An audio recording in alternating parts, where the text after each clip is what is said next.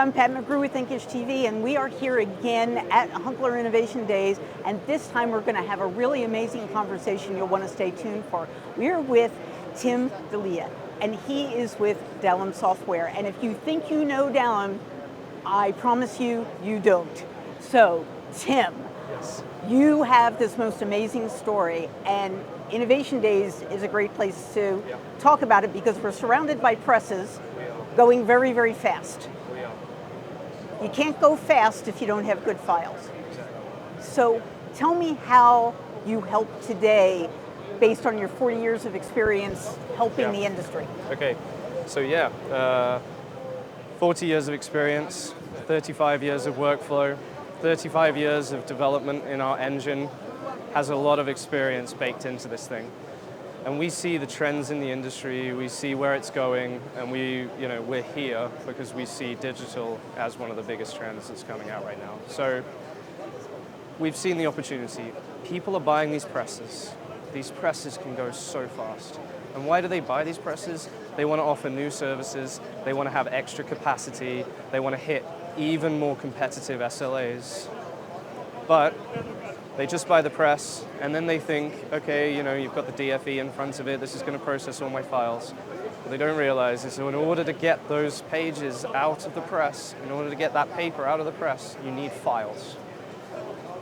And then it goes in, doesn't quite deliver what they were expecting, and they realize the bottleneck has moved. There's no longer a bottleneck in the metal, there's a bottleneck in the software.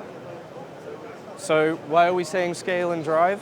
Is because what the print industry needs right now is scalable microservices that allow you to never have a queue, never miss an SLA, be able to put incredible amounts of processing power towards your your pre-press workflow. And we've built a solution that allows you to do that.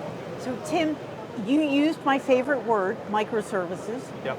And I tend to associate your software with making good PDF and really providing a really great service to people, but I never think of it in terms of microservices. So does that mean you've taken specific features and functions and made them more accessible? Exactly. So what we do is we take the things that people do day to day in pre-press, like normalizing, optimizing, maybe adding bleed, creating thumbnails for their web portal, anything you kind of need to scale, and we've put it into microservices that you can either take out and just use one of these microservices. If you want to scale pre-flight to be able to pre-flight 1 million pages in 24 hours, just take one of these little services, scale it up to whatever size you need to hit that SLA, and then scale it back down. Now, what people don't think about sometimes with microservices is that they think about the maximum capacity, the large capacity that microservices can bring. What they don't think about is the cost saving they can bring when they shrink. So microservices are fantastic because they work with the pattern of your business. The more work you're putting through them, the bigger they'll grow. The less work you're putting through them, they'll shrink and they'll save you money. So that's a fantastic thing, and I think the print industry needs this. So fluctuating. You've had to build a pricing model and a delivery model to match that, and that's a different kind of talk track.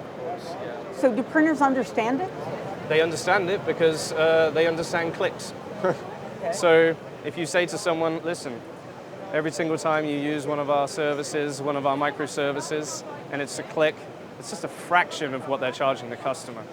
So it's exactly the same with consumables. It's just a digital consumable where it's basically you're able to use these services.